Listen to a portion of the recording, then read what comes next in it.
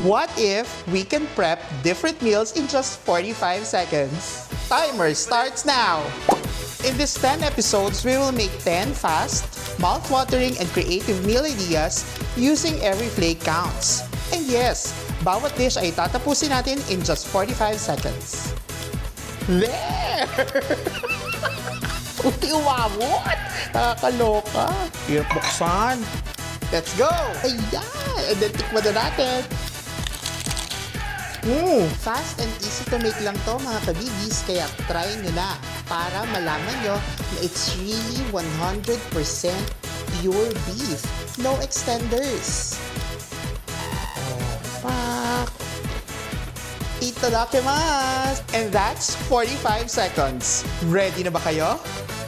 Kabibis, let's create!